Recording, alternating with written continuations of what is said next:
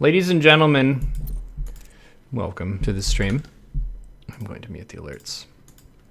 Ladies and gentlemen, ladies and gentlemen, ladies and gentlemen, ladies, gentlemen, Karens and Doges, I welcome you to a build order guide. This is a 2-base Muta build order guide.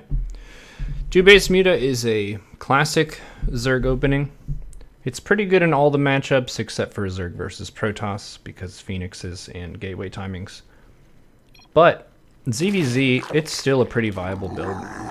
So let me lay the groundwork here. You've got your 16 hatch, 18 gas, 17 pool. Normal stuff, as you would do with any other macro Zerg build that's hatch first. The thought process here with this build is to make as few lings as possible. You're trying to make drones to get ahead in workers, because while mutas cost a lot of gas, 2-base saturation costs a lot of minerals.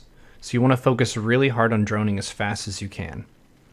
A lot of players will cripple their income by taking their gases too early, so we're going to pay close attention to when these gases go down. So 18 gas, and then I'm going to go 17 pool. Boom. And then rallying these next eggs into the extractor. So there are a bunch of different things that can happen in terms of attacks from the opponent. Your defensive tools are going to be queens and spines. You can do this with a Bane Nest. That's going to delay your Mutatech a little bit. In this case, I just used Ling, Speed, Queens, and Spines to deal with pressure. So we're filling the gas here.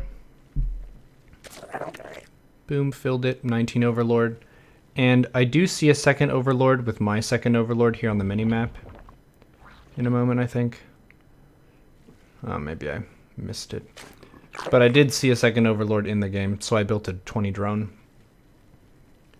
When the pool is done, I'm going to make 2 queens and drones instead of lings. Because instead of scouting with my lings, I'm going to create the clear edge of a worker advantage.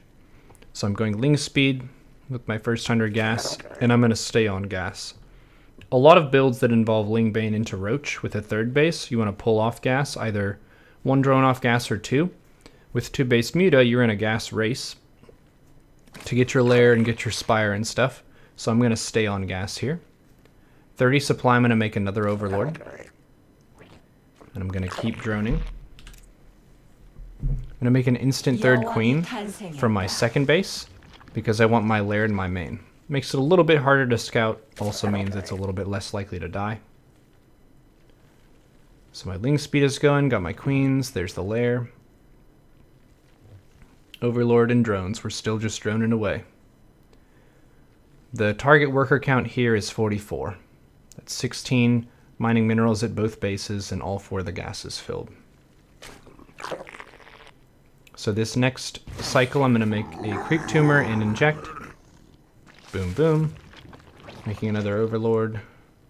It should be 30 Overlord and 36 Overlord. I did mess it up a little bit here. And then now, right around 324, I'm taking a gas so I can afford my Spire.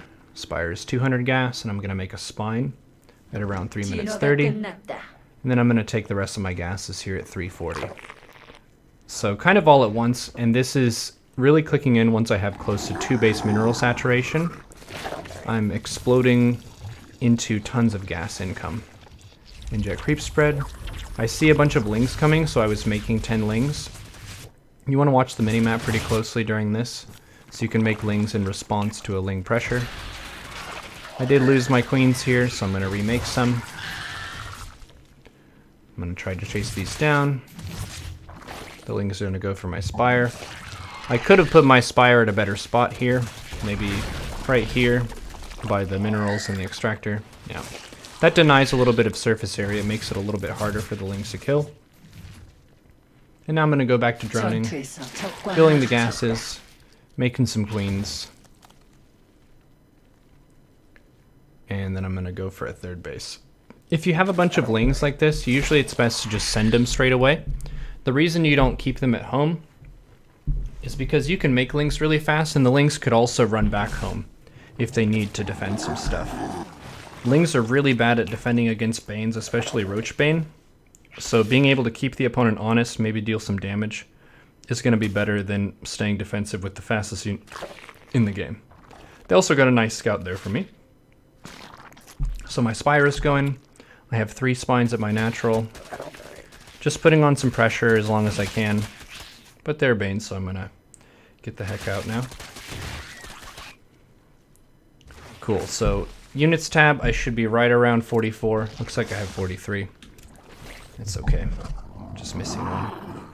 So now I'm making a big round of 3 overlords at around 5 minutes 20, which is after I hit my saturation goal.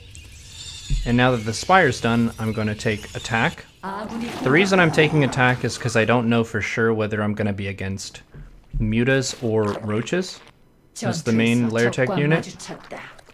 If you get the attack upgrade, they can mow down Roaches a bit faster. If you get the Carapace upgrade, they trade a little bit better in Muta versus Muta. But the attack upgrade does help a little bit in Muta versus Muta as well. So I'm favoring the attack upgrade here. Now I'm just spending my gas into Mutas and my minerals into Lings. Once my 3rd base is close to complete, I can start to drone that. But for now, I'm going to really capitalize on my aggressive droning in the early stage by making a bunch of units. I'm just trying to pick off what I can. Overlords, Lings, whatever. My Lings are being active as well. I see gas at the 3rd, that's a tell for Muta. So I'm just swooping around here. I should have the Muta lead for a good while. Let's look at the units tab. Yeah, it's 10 against none. But they're going to have queens and spores potentially to help defend. So I'm just picking off low-hanging fruit here. I'm not committed to taking a full-on trade. My Mutaflock is bigger and I have upgrades going, so I do have some plans behind this. I'm droning the 3rd now, trying to make sure all my bases are injected. And a really powerful way you can take consistent trades with Muta is by having Lings attack in one place and your Mutas attack at another place. It really presses your opponent's multitasking and increases your chances of dealing some damage. You don't even really have to necessarily hotkey your Lings. You can just make a bunch of Lings with your larva and then rally them to a base. And then focus on your Mutas. The Mutas is where pretty much all of your army value is, so you want to focus on them the most. One mistake with your Mutas and you can lose the game. So you notice how I'm looking at my Mutas for most of the match. It's just looking at the Mutas, sending the Lings around a little bit, making sure my bases are injected, and then I go right back to the Mutas. I should go right back to the Mutas. Please go to the Mutas. Okay, thanks. Mutas are a pretty demanding unit in terms of attention. It can also be fairly tricky to know when it's good to take a trade in Muta versus Muta. Some good reasons to trade would be you picked off a bunch of reinforcements or you just finished an upgrade timing. I'm not super confident that I can just push in and win right now, so I'm going to continue moving up the tech tree. I have a feeling now that the gas at the 3rd isn't filled and mine is filled, that I'm starting to pull ahead here. But I want to just keep maintaining that lead, keep the bases injected. The 4th base is on the way. I'm moving my 3 spines that I had from earlier so that I have 1 per base to defend against Ling Run by. Now I'm getting Carapace after the attack upgrade. Gonna remake a queen at the 3rd here pretty soon since I lost it. And that doesn't look like an amazing trade for me, so I'm not gonna go for it. Just gonna keep the pressure on with Lings while I continue to spend my gas and move toward my 1-1 timing. Again, that looks too close to really be super confident. Generally speaking, if the game is mostly even, the player who is defending is going to win the Muta fight, just by virtue of the reinforcements coming out. So I want to be very confident if I'm going to take a fight on the opponent's side of the map. And I'm not yet, so I'm just going to bide my time. Getting some value for my 4th base now as well. Can take a gas there. And Mutas are air units, so you can really stack them up quite a bit. You see how I'm clustering them? If they're really clustered, then they can all fire at once, which gives you a really big burst of damage whenever a fight starts. It's really important to represent your value all at once, rather than to have them kind of gradually moving into the fight. So I want to keep close tabs on the opponent's army, basically punishing them for attacking any of my bases and stuff. And then here you want to think about how to take an intercept angle, so I can kind of tell they're moving up and left. So I want to track that and be able to shave off a bunch of mutas to punish them. So I'm trying to cut them off when they're going back to their own base. And that's a really good fight for me. The opponent knows it, so they're going to fly away. I'm still just making mass muta, now going back to inject. Picking off some low-hanging fruit.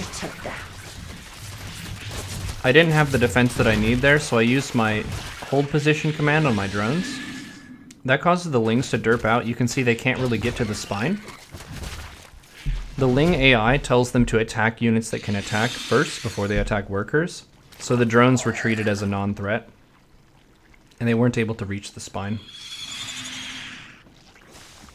Inject everything. I like to think of injecting your bases kind of like a swimmer needs to breathe between their different strokes when they're in the water.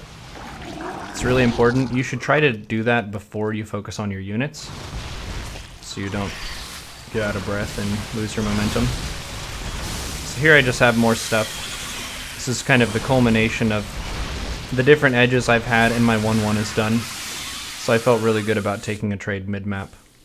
I also shaved off a bunch of units at the top of the map, and I messed up their gas mining at the 3rd.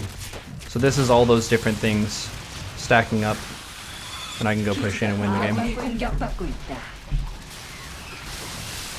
Some players will go for Vipers as a transition as well. That's another nice way to make it more difficult on your opponent. It's also a good comeback mechanic if you fall behind in the muta count. You can add some Vipers and put some parasitic bombs on the opponent's mutas. Usually you only need 2 or 3 to really throw a wrench into their micro and stuff. A really good player can potentially just click out the 2 mutas, but most people are going to panic and die.